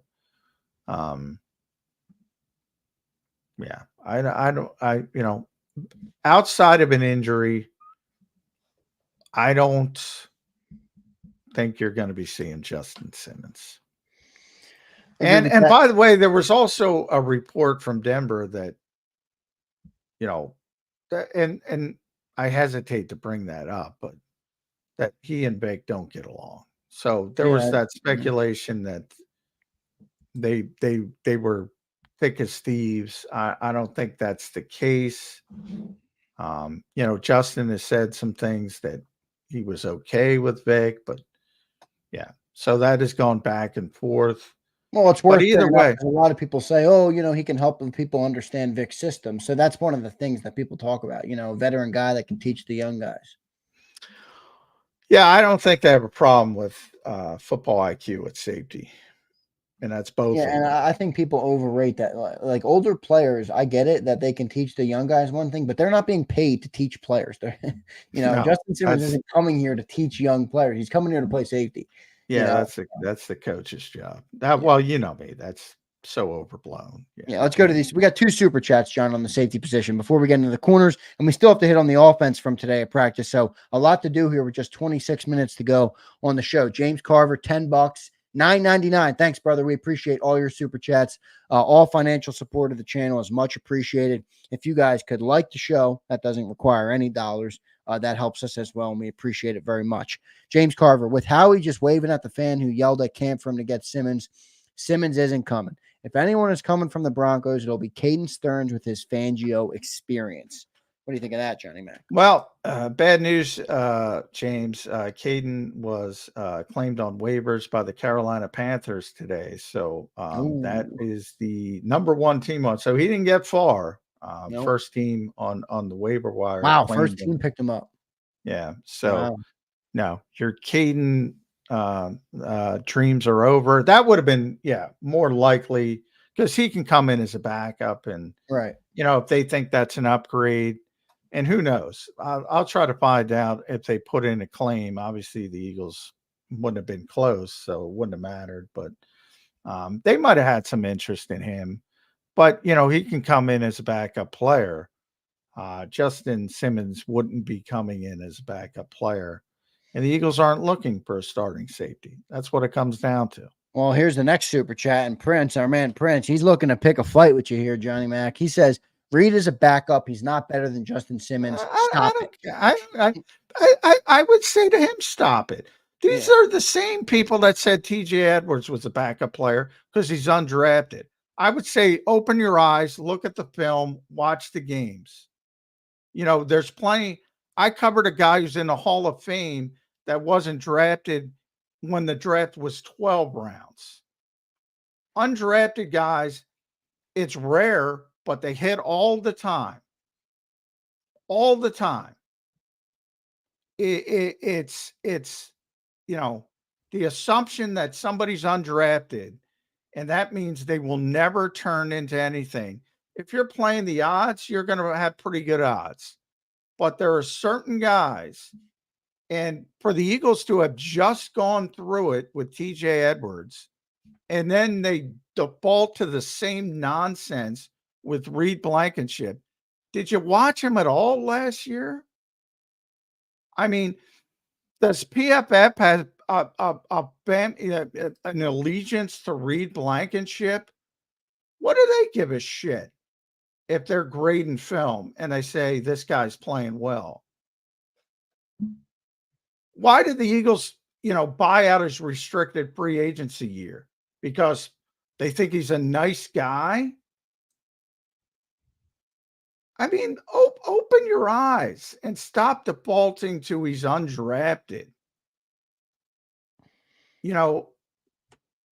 They had a first-round pick here last year. They had a second-round pick here last year. Terrell Edmonds, Justin Evans, these high pedigree players. He was better than all of them, and it wasn't close from day one.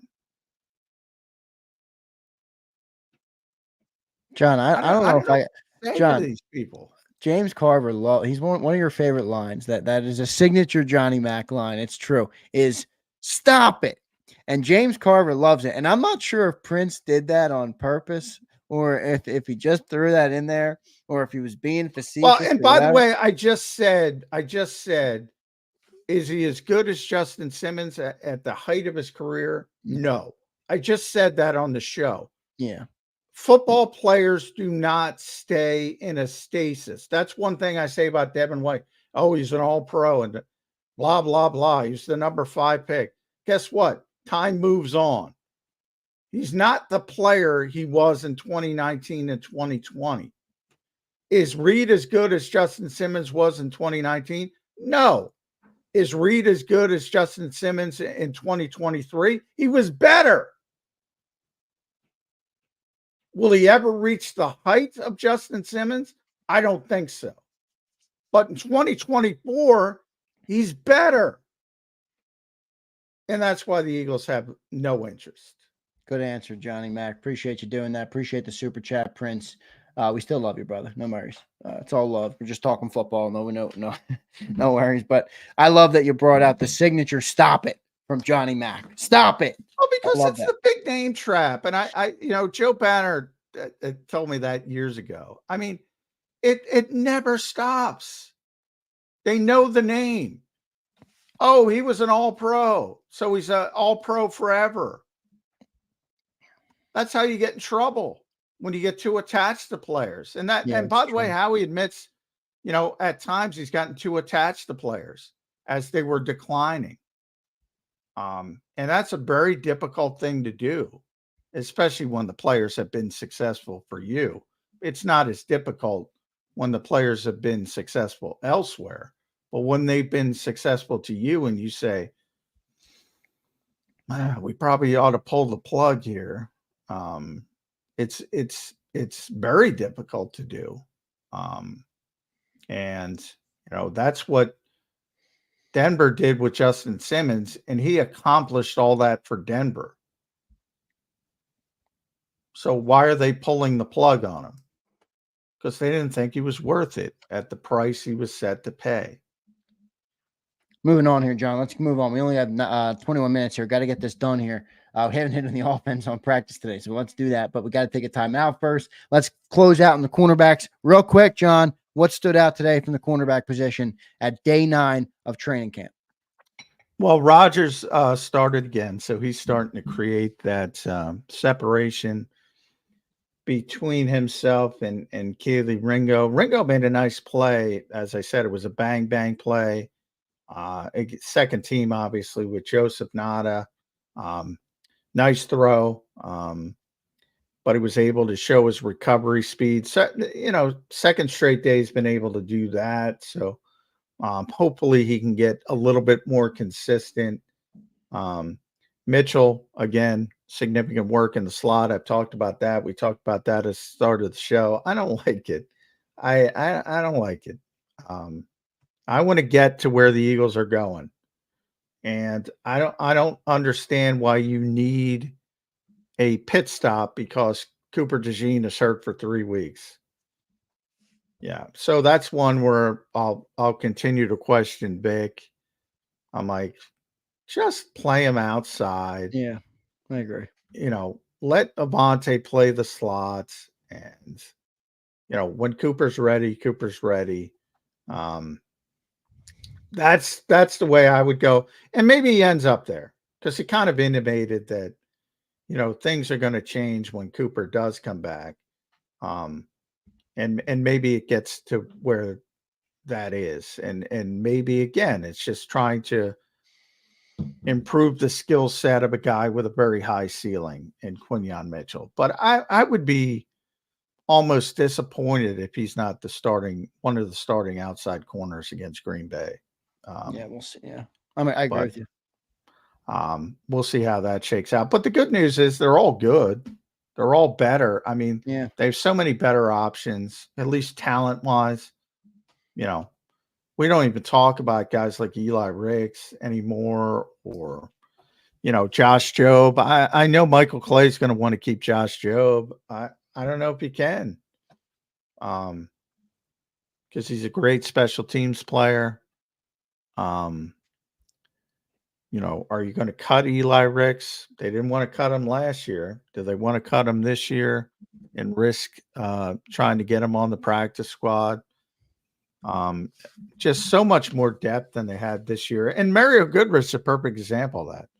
I mean, they need to buy. He made the initial 53 last year, and he was the first to go this year when they needed a body on the offensive line.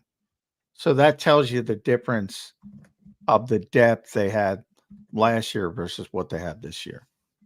And even Sean Stevens, he's like low man on the totem pole. He was a rookie camp tryout player, and it was successful, and the Eagles signed him to the 90-man roster. He had an interception on Monday, and today he broke up a pass at the goal line that was intercepted by Andre Sam. So he's showing up. Now that's more of the practice squad, type upside, but they got a lot more potential players at cornerback this year than last year, and it's not even close.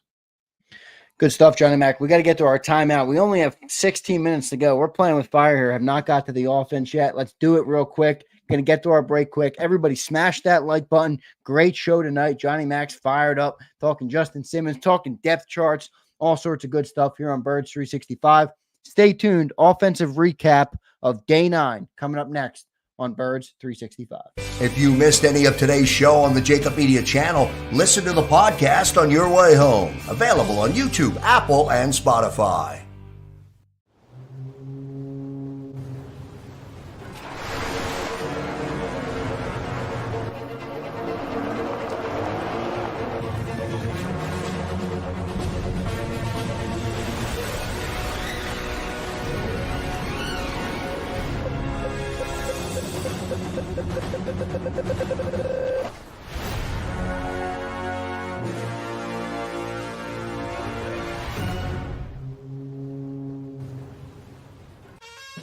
Is the best vacation one that you find, or one you get lost in? One that takes you to new heights, or reminds you to go with the flow? To get your feet wet and your wheels spinning? One that lets you find your own rhythm, or get carried away? Find the best of yourself. Get lost in the woods. Plan your stay in the Wildwoods today. Win and save this baseball season from Colony Pools and Power Washing, a local company serving Delaware, Delco, and Chester County since 1970. Are you tired of looking at your green house? Is your roof, siding, deck stained green from algae and mold? Let the experts pressure wash your home and take the pressure off of you. Win with Colony Pools and Power Washing. Call them now at 302-762-2250. That's 302-762-2250.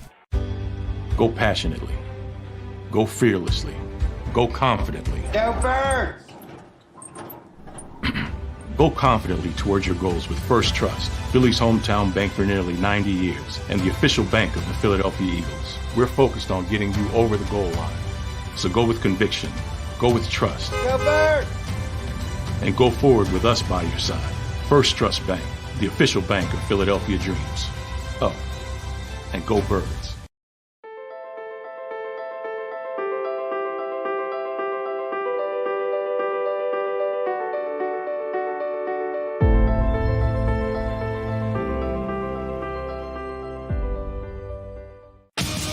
the greatest fans on earth. It's a bold statement, but would you expect anything less from Philadelphia?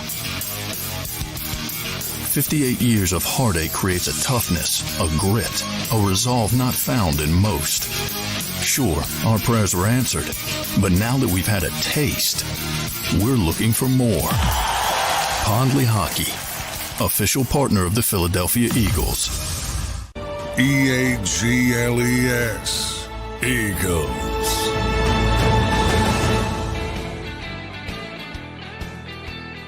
John, let's waste no time here. 13 minutes to go. Let's dive into the offense today, day 9 of training camp.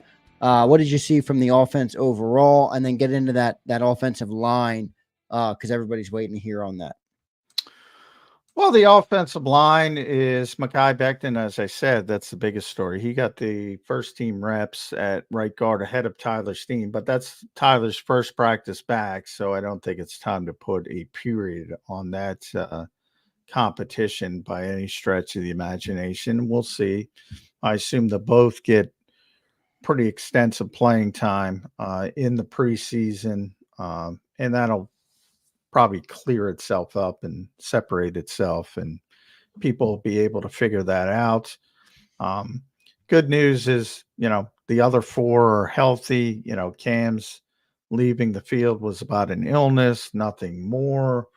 As I mentioned, Lane and Landon have had some less serious injuries, but they're fine. They're both back taking first team reps. Jordan's been fine all summer. So as long as you have those 4 guys, they're going to be good on the offensive line. No matter who's playing right guard, it's just a matter of how good and how that 5th guy slots in. So it's going to be a very good offensive line. I don't worry about that. This offense it truly is talented. So, there's not going to be a lot of excuses for Kellen Moore, Jalen Hurts, because they have everything at their disposal to be a successful offense. You have a more explosive runner in Saquon Barkley than you've had in the past. Saquon himself, I said, I think the most underrated player on this football team is Kenny Gainwell.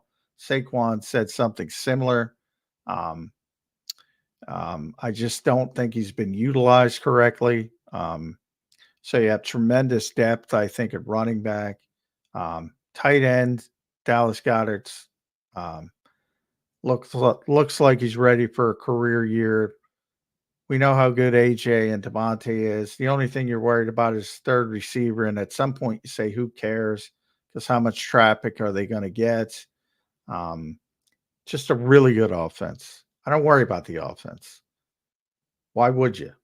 No need to. What'd you see from Jalen Hurts today? QB1 update. It was, like I said, he didn't throw it much today because of very run-centric practice for the offense. So Elliott's keeping his stats, and he's chomping at the bit. I've said to Jalen's going to break the Elliott Shore-Parks record for most passes thrown at training camp without an interception. With a normal practice, he would have broken it today if he doesn't throw an interception. But they threw it so few, he didn't break it. So wasn't a big day for Jalen either way, because they didn't do anything really in the passing game. It was all run centric. And when they did, it was mainly second and third team. But he hit AJ on a bang 8 route, as he typically does. He hit Devontae, doesn't turn the ball over. Everything about Jalen Hurts has been positive this summer. Yeah, we kind of talked about it this morning. It's just been like a great start to camp. I don't think the Eagles could have asked for it to go any better. Obviously, you have the questions on the defense that we've talked about, but from the offensive side of the ball, John, it really seems like everything is working. The Kellen Moore offense is working. Things are going smoothly. Do you think have they dumbed the offense down, or does everybody seem to be really starting to understand? Well, generally, they haven't dumped it. That they have motion. Sanders. Yeah, which is good. That's what I'm saying. So they seem to have picked up the offense. I'm joking. It's not. That's I guess more of an insight. Yeah, you're joking about motion, but it doesn't seem like they have dumbed it down, right? It seems like people have picked up the offense. Yeah. And that's just about terminology. Like I bring up that bang ain't route from AJ Brown. I mean, that's a staple in every NFL offense, but you change the terminology. So, when Jalen was talking about 95% of new, he's talking about terminology. A lot of the plays are similar. You're going to see a lot of quarterback draw in the red zone. That's something they've done, and that's another part I should mention. Jalen looks like he's got his old juice back from that perspective. Not dealing with injuries or ankle surgeries or knee problems. And he looks explosive running the football. So that quarterback draw that's been a big part of this offense is going to continue to be a big part, especially in the red zone. And yeah, it's hard to find negative things about Jalen Hurts this summer. How about the Saquon Barkley watch, John? What'd you see from Saquon today at training camp?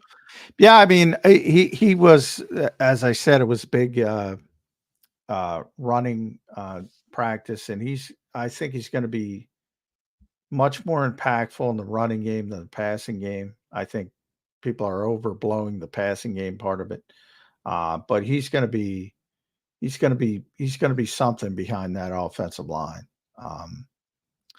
As long as he keeps it north-south, I think people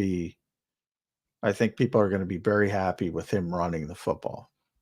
And then, today he mainly been used as a decoy, really going back to the spring in the passing game. Today, as I mentioned earlier, they had two backs. They had him and Kenny on the field, and they used Kenny as the decoy to get him the ball. So, as long as he can do that kind of stuff and get to that 400 yards receiving, I think it's going to be very good because he's going to be a way more impactful runner than DeAndre Swift or Miles Sanders even. Yeah, we'll see what they're going to do, with him this year. I hope Saquon he's healthy. Yeah. That obviously always plays into it. Looks healthy though at camp, right? Running good, running strong, explosive, right? Yeah, he looked good today. He looked very explosive today. So, we'll see. He's got a lot of touches, and that's always a concern. That was one of my biggest concerns because once running backs hit a certain number, the decline can start pretty quickly. He's not what he was when he came out, from that standpoint of the explosion and athleticism, but he's still got the power. He's still got great speed for his size. He seems to have learned, he was a little bit like Miles in his younger days, trying to kick it too much outside. He seems to have learned. And look, nobody's going to be happier than Saquon Barkley to go from the Giants offensive line to the Eagles offensive line. Yeah, no doubt about that. That's a big upgrade. That's a big upgrade there, Johnny Mac, to put it mildly. John, just 5 minutes to go here on Birds 365. Not as much to talk about in the offense, so I guess it's good that we saved it for the end. I could dive into more, but we only have 5 minutes to go. What else is on your mind coming off of day 9? We're just a couple days away from the first preseason game. Tomorrow is the last day of the 4-day run. What kind of closing thoughts do you have here, Johnny Mac, as we wrap up day 9 and this Tuesday nightcap edition of Birds 365? Yeah, can't come soon enough. We're a month away. Let's get to week 1. Well, let's get to week 2. The Brazil game that's hinky, but yeah, you mentioned that before with Tanner McKee spoke after, and he lived for 2 years in Brazil, so that's going to be an interesting story. Oh, really? When the heck did he live there? He did a mission and he was down there. Yeah, he was down there for like 2 years. So he's got a lot of friends down there. Everybody's excited to see him. There's going to be a bunch of Tanner McKee fans now. Unfortunately, if he's playing, things have gone drastically wrong for the Eagles. So does he have any chance to beat out Kenny Pickett for QB2? Because there's talk about that now. No, I don't think he does. But he is playing well. He's having a good camp. He deserves, and he's gotten more reps with the second team. But that's just to take a look at him and see where he is in his development. And the Eagles like him a lot. But Kenny Pickett started a bunch of games in this league already, even though he's a very young player. He's here to be the backup. He's going to be the backup. Yep, we'll see how it all goes. Good stuff, John. Good breakdown today. A lot of good talk here on Birds 365. Depth chart came out. You were fired up about that. Some good stuff there. We talked Justin Simmons. I didn't think we were going to talk Justin Simmons, but we did talk Justin Simmons. So good stuff there. Yeah, I think Sports Illustrated did their 10th Justin. Yeah, John. I hate to break it to you. It keeps coming out of your outlet. That ain't mine. Believe me. That has nothing to do with me and Ed Kratz. We despise it.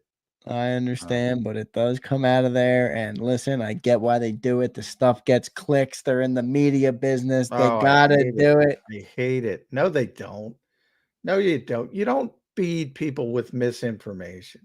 That's not not what you're supposed to do in this job. Unfortunately, it shifted. Is it, I guess you're right. Some people take it as misinformation. I don't take it as misinformation because I don't put major stock in it. I think he's a big name and people are like, oh, he would fit with the Eagles, so maybe they should go. Well, yeah. I don't view it as a report like, hey, the Eagles are talking to Justin Simmons, but I guess you're right.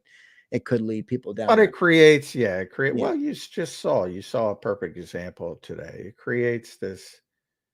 And that's where I didn't even know how he did that to a fan. I don't know if he did or he didn't. Yeah, I didn't hear that, but James put it in the super chat. I'm not sure. Yeah, I don't know if he did or he didn't, but I know he doesn't like it. I mean, and not that I mean, as I said, if CJ's shoulder injury was significant, he would have been on the phone today. So it's not like, he's not willing to look into things like that. Nobody looks into more things than Howie Roseman. He does his due diligence on everything. But if you look at what he does, and you look at what he did with Reed Blankenship, and you obviously with CJ Gardner-Johnson, I mean, I'm just dealing in reality here. I mean, you can want what you want and think what you think, but he's already declared what he's doing at safety. So to me, it's a waste of time to discuss, barring injury. And it changes. Right. It's not like it's a linebacker position where, it's clearly up in the air and there's, nobody knows yet and Vic doesn't know yet. So you're right about that. I mean, it's a moot point at this point, basically. Yeah. But anyway. Good show tonight, Johnny. Until he signed somebody. Eddie Jackson signed with Baltimore. And I said, all right, that's one off. We don't have to hear any more Eddie Jackson. Andre Diggs, did he sign somewhere yesterday? I think I saw that from he signed. Adrian Amos signed, and every single one, there's another one going for the Eagles, like he's sitting there worried about Adrian Amos. I mean, come on, people. Yeah, it's true. Johnny Mac, good show tonight, man. A lot of good viewership tonight. Great comments from all of our viewers. We appreciate that. Good stuff. A lot of good stuff. A lot of good talk tonight's depth chart talked offense, talked a lot of defense tonight. Good stuff, Johnny Mac. Thanks for doing it, man. We'll catch you tomorrow. Another nightcap edition of Birds 365 tomorrow. Thanks for doing it tonight. We appreciate you, Johnny Mac. All right. One more. 4 for 4. Hopefully we get it done. It's been a long more to stretch. go in the 4-day dog days of summer. Appreciate everybody being here. Hit that like button on your way out if you haven't already. And we'll catch you on tomorrow night's edition of Birds 365. See you next time, everyone. You've been listening to Birds 365, the destination for the passionate Eagles football fan who bleeds green. If it's Eagles football, we're talking about it. Debate inside the locker room and guests that are some of the greatest football minds from around the region. We hope you enjoyed the show. We know we had a blast. Make sure to like, comment, and subscribe, and we'll be back soon. But in the meantime, hook up with us on social media at JAKIB Sports. See you next time on Birds 365.